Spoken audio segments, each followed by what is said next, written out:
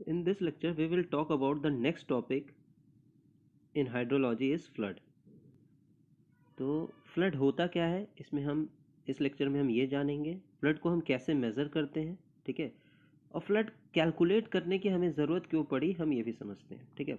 तो अगर हम फ्लड की बात करें तो समझिएगा फ्लड का मतलब बाढ़ नहीं है, हर समय फ्लड का मतलब बाढ़ नहीं होता है, ठीक है। तो अगर हमें फ्लड को डिफाइन करना है तो हम फ्लड को डिफाइन कैसे करेंगे। अ flood is N unusually high stage in river, normally the level at which the river overflows its bank and inundates its adjoining area. Stage मतलब होता है डेप्थ, यानी कि जो भी वाटर डेप्थ होगी रिवर में उसको हम कहते हैं स्टेज। तो क्या है, अ flood is an unusually high stage in river, normally the level at which the river overflows its bank and inundate it's adjoining area. तो अगर हम इसको समझते हैं, ठीक है, अगर हम इसको समझें तो सपोज हम मान लेते हैं, ठीक है, सपोज मान लेते हैं कि ये आपका, ठीक है, ये आपका रिवर का क्रॉस सेक्शन है, this is river cross section. तो आपकी वाटर डेप्थ इतनी है और ये रिवर का बैंक है, this is the bank of the river, ठीक है। और ये आपके क्या है, एडजॉइनिंग एरियाज है कि इसके बगल में, रिवर के बगल में जो भी एरिया है वो है, ठीक है। तो ऐसी डेप्थ ऑफ वाटर, ठीक है, रिवर में कि धीरे धीरे नॉर्मली क्या हो, ये डेप्थ बढ़ती जाएगी, ये डेप्थ बढ़ती जाएगी, तो एक कंडीशन ऐसी आएगी कि पानी क्या होगा, ओवर टॉप कर जाएगा बैंक को और वो एडजॉइनिंग एरिया को क्या कर लेगा, सबमर्ज्ड कर लेगा। तो उसी को हम कहते हैं flood, that is called flood. यानी कि it is an high stage in river, ठीक है, normally the level at which the water over tops the bank, ठीक है, एंड इनंडेट्स द एडजॉइनिंग एरिया। कहने का मतलब है पहले ये था वाटर लेवल रिवर में, धीरे धीरे बारिश हुई तो वाटर लेवल धीरे धीरे बढ़ा, ठीक है। एक कंडीशन ऐसी आएगी कि जब ये वाटर किनारे को पार करके जो उसके अगल बगल के एरिया है उसको क्या कर लेगा, सबमर्ज्ड कर लेगा, तो उसी को हम क्या कहते हैं, फ्लड कहते हैं, ठीक है, उसी को हम क्या कहते हैं, फ्लड कहते हैं। क्लियर। तो a flood is an unusually high stage in river, normally the level at which the river overflows its bank and inundates its adjoining area.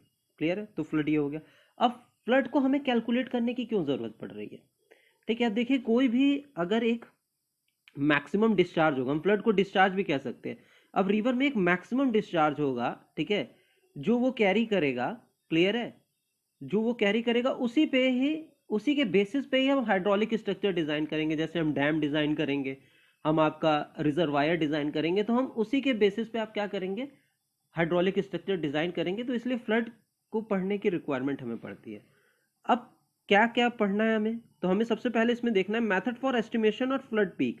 Flood peak का मतलब है मैक्सिमम डिस्चार्ज, फ्लड की peak का मतलब है maximum discharge, ठीक है। तो method for estimation of flood peak are, चार मेथड होते हैं, empirical method, rational method, unit hydrograph technique and flood frequency studies. तो इस लेक्चर में हम इंपीरिकल मेथड और रेशनल मेथड देखेंगे, यूनिट हाइड्रोग्राफ टेक्निक हम पढ़ेंगे जब हम हाइड्रोग्राफ्स पढ़ेंगे, क्लियर है, और फ्लड फ्रीक्वेंसी स्टडीज हम इस लेक्चर के बाद वाले लेक्चर में देखेंगे। तो सबसे पहले हम देखते हैं इंपीरिकल फॉर्मूला। अब इंपीरिकल फॉर्मूले से भी हम पीक डिस्चार्ज कैलकुलेट कर सकते हैं या तो पीक फ्लड डिस्चार्ज कैलकुलेट कर सकते हैं। अब आपको ये चीज़ ध्यान रखनी पड़ेगी कि जो भी इंपीरिकल फॉर्मूला डेवलप हुआ है फॉर कैलकुलेटिंग पीक डिस्चार्ज या तो फ्लड पीक डिस्चार्ज, वो अकॉर्डिंग टू रीजन हुआ है, यानी कि हर रीजन्स के लिए अलग अलग फॉर्मूला डेवलप हुआ है for calculating the peak flood discharge. देखिए, जो फ्लड है, ठीक है, यानी कि जो हाई स्टेज इन रिवर है, वो काफ़ी सारे फैक्टर्स पे डिपेंड करती है, ठीक है, यानी कि उसको काफ़ी सारे फैक्टर्स अफेक्ट करते हैं। लेकिन इंपीरिकल फॉर्मूले में बस हमने क्या किया, हमने एरिया ऑफ कैचमेंट को क्या ले लिया, कंसीडर किया है, और बाकी सारे फैक्टर्स को उसी इक्वेशंस में इनकॉर्पोरेट कर लिया। यानी कि जो भी इंपीरिकल फॉर्मूले आए हैं पीक डिस्चार्ज के, वो आपके किससे रिलेटेड है, डायरेक्टली वो एरिया से रिलेटेड है, कैचमेंट एरिया से रिलेटेड है, ठीक है। तो इंपीरिकल फॉर्मूला बेसिकली क्या है, ऐसा फॉर्मूला है जो कि पीक डिस्चार्ज और एरिया में रिलेशन दे रहा है, और साथ ही साथ ये रीजन वाइज फॉर्मूले डेवलप हुए हैं। यानी कि अगर हम बात कर लें कि तमिलनाडु के लिए अलग फॉर्मूला डेवलप हुआ है, अगर हम नॉर्दर्न प्लेन्स की बात करें तो उसके लिए फॉर्मूला अलग डेवलप हुआ है, क्लियर है। तो ये रीजन के हिसाब से फॉर्मूले क्या हुए हैं, डेवलप हुए हैं, और इस फॉर्मूले के अकॉर्डिंग जो पीक डिस्चार्ज होगा वो फंक्शन ऑफ कैचमेंट एरिया होगा। यहाँ क्यूपी क्या है, फ्लड पीक है, and A is the drainage area. यानी कि जो फ्लड पीक है वो फंक्शन किसका है, कैचमेंट एरिया का या तो ड्रेनेज एरिया का है। तो कई सारे फॉर्मूले हैं, अब हम कई सारे फॉर्मूले वन बाय वन पढ़ते हैं। तो सबसे पहला इसमें फॉर्मूला है डिकेंस फॉर्मूला, ठीक है, तो डिकेंस फॉर्मूला क्या कहता है, द फ्लड पीक, ठीक है, QP is equals to CD A की power 3/4, where QP is the maximum flood discharge in metre cube पर second, CD is the Dickens constant जिसकी वैल्यू 6 to 30 के बीच में होती है, A is the catchment area in kilometre square. आपको ये ध्यान रखना पड़ेगा कि फॉर्मूले में जो यूनिट इन्वॉल्व है वो बहुत जरूरी है। QP किस में है, मीटर क्यूब पर सेकेंड में है, A किस में है, किलोमीटर स्क्वायर में, और CD क्या है, डिकेंस कांस्टेंट है जिसकी वैल्यू 6 से 30 के बीच में होती है।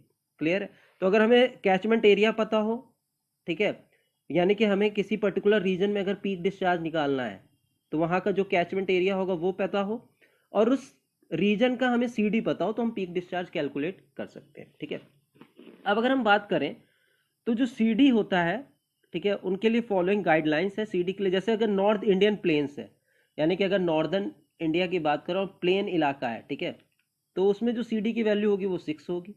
नॉर्दर्न इंडिया हिली रीजन है तो CD की वैल्यू 11 to 14 होगी। सेंट्रल इंडिया है तो 14 to 28 होगी। कोस्टल आंध्रा एंड उड़ीसा है तो 22 to 28 होगी। तो CD की वैल्यू आपको रीजन के हिसाब से स्पेसिफाइड है, क्योंकि मैं बता चुका हूँ कि ये एम्पिरिकल फॉर्मूला रीजन बेस्ड है, हर पर्टिकुलर रीजन के लिए अलग अलग एम्पिरिकल फॉर्मूला है। तो जो डिकेंस फॉर्मूला है, this formula is used in central and northern parts of country, ये आपको ध्यान रखना पड़ेगा। Central and northern parts of country के लिए ये फॉर्मूला यूज होता है। अगर हमको कह दिया गया कि पंजाब के लिए, ठीक है, पंजाब में इतना कैचमेंट एरिया, उससे पीक डिस्चार्ज कैलकुलेट करना है, ठीक है, तो आप डिकेंस फॉर्मूला लगाओगे, क्योंकि नॉर्दर्न पार्ट में डिकेंस फॉर्मूला हम यूज करते हैं। क्लियर है, तो आपको ध्यान रखना पड़ेगा कि क्या लोकेशन बोली गई, उस लोकेशन के अकॉर्डिंगली आपको क्या करना पड़ेगा, आपका एम्पिरिकल फॉर्मूला यूज करना पड़ेगा। नेक्स्ट है आपका राइस फॉर्मूला। राइस ने जो पीक डिस्चार्ज का फॉर्मूला दिया QP is equals to CR A की पावर 2/3। डिकेंस ने क्या दिया था, 3/4 दिया था, और वहां CD था, यहाँ क्या है, CR A की पावर 2/3। QP क्या है, maximum flood discharge metre cube पर सेकेंड में। CR क्या है, राइस कोफिशियंट। A क्या है, catchment area in kilometre square. A क्या है, catchment area in kilometre square. ये फॉर्मूला कहाँ के लिए यूज होता है, ये फॉर्मूला यूज होता है तमिलनाडु के लिए, parts of Karnataka and Andhra Pradesh. यानी कि आपको बोल दिया गया कि तमिलनाडु में आपको फ्लड पीक डिस्चार्ज निकालना है तो आप राइस लगाओगे, ठीक है, या तो कर्नाटका में तो आप राइस लगाओगे, ठीक है, आंध्र प्रदेश में तो फिर आप राइस लगाओगे। क्लियर है, नेक्स्ट है इंग्लिश फॉर्मूला। ठीक है, इंग्लिश फॉर्मूला जो यूज होता है वो यूज होता है वेस्टर्न घाट इन महाराष्ट्र, यानी कि महाराष्ट्र रीजन के जो भी अगर कैचमेंट एरिया होंगे उसमें अगर हमको पीक डिस्चार्ज निकालना है तो अगर यूजिंग एम्पिरिकल इक्वेशन तो हम इंग्लिश फॉर्मूला यूज करेंगे। तो इंग्लिश फॉर्मूला क्या है, peak discharge is equal to 124A divided by A plus 10.4। इसको हम अप्रॉक्सीमेटली 123 √A भी लेते हैं, लेकिन ओरिजिनल फॉर्मूला क्या है, 124A divided by A plus square root of A plus 10.4। QP क्या है, maximum flood discharge in metre cube पर सेकेंड। A क्या है, area in kilometre square. Clear है, तो ये आपका इंग्लिश फॉर्मूला हो गया। इंग्लिश फॉर्मूला कहाँ के यूज होता है, महाराष्ट्र रीजन के लिए यूज होता है। राइव्स कहाँ के लिए यूज होता है, तमिलनाडु, कर्नाटका एंड आंध्र प्रदेश के लिए। डिकेंस कहाँ यूज होता है, सेंट्रल एंड नॉर्दर्न इंडिया के लिए। क्लियर है, तो ये आपके हो गया इंपेरिकल इक्वेशन, ठीक है, for calculating peak discharge. Next technique, that is envelope curves, can also be used to find out peak discharge. Basically, if we derive equation using envelope curves, we get the relation of discharge with discharge as a function of area. यानी कि अगर हम envelope curves का भी अगर use करते हैं तो उससे भी हमें इंपेरिकल इक्वेशन मिल सकती है, जो कि किस फॉर्म में रहेगी, QP is a function of A। तो आइए हम एनवलप कर्व टेक्निक से कैसे फाइंड आउट करते हैं पीक डिस्चार्ज, आइए हम ये देखते हैं। तो हमने एक एरिया कंसिडर किया, ठीक है, सपोज वो एरिया है 500 किलोमीटर स्क्वायर, और इस एरिया से हमें QP कैलकुलेट करना है, यानी कि पीक डिस्चार्ज कैलकुलेट करना है।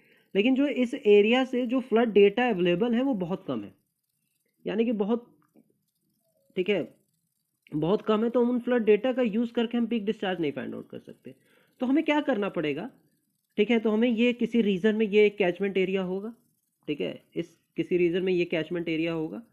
तो अब इस कैचमेंट एरिया के सिमिलर भी कुछ कैचमेंट एरिया रहेंगे, ठीक है, सिमिलर भी कुछ कैचमेंट एरिया रहेंगे। देखिए, similarity in the terms of क्या है, climatological condition and topographical condition, यानी कि इस कैचमेंट एरिया के या तो छोटा कैचमेंट एरिया, ठीक है, या तो बड़ा कैचमेंट एरिया कुछ होंगे जो कि इससे सिमिलर होंगे, जहां पे हमें पीक डिस्चार्ज पता होगा, ठीक है। जैसे कि कहने का मतलब है, सपोज हम कंसिडर कर ले रहे हैं, ठीक है, हम कंसिडर कर ले रहे हैं, तो हम कह दे रहे हैं कि ये जो A1 है ये इस कैचमेंट एरिया के सिमिलर था, similar in terms of climatological condition, ठीक है। ये A2 था, ये भी सिमिलर था A के in comparison to similar climatological condition and topographical, ठीक है। ये A3 था, ठीक है, तो ये भी इस कैचमेंट एरिया के सिमिलर था in terms of climatological condition and topographical condition, और ये A4 था। क्लियर है? तो ये बेसिकली ये एरियाज हैं, ये इस एरिया के सिमिलर है in the terms of climatological condition and topographical condition. लेकिन हमें इन एरिया से पीक डिस्चार्ज पता है, इन एरिया से हमें पीक डिस्चार्ज की वैल्यू क्या है पता है, ठीक है।